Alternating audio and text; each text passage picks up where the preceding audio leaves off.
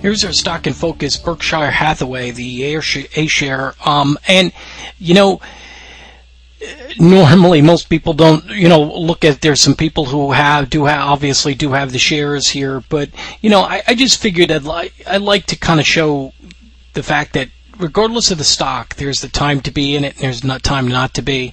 To me, this is one time you want to be exiting on these shares if you did have it.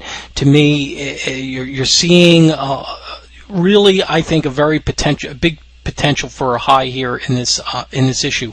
You're seeing divergence happening right here. You're starting to see a pretty dramatic initial corrective action, although you're seeing the bounce obviously off that 21-day moving average that's really been kind of holding the price data for a little while here. You could see it holding this last range here and in here and here. So you could see it kind of holding it there. So it makes sense you're seeing that bounce. But when you look at what happened here in the most recent activity, you see this big surge up. You see it can't break any higher. You see the correction, see another attempt, can't do it, and you start to see this break and corrective move. Now that would make sense and say, okay, well, this is a longer term thing. Well, it'll probably eventually work its way out. That may be true, but I think when you see this on the weekly, I think it makes a lot more sense of what I'm talking about here.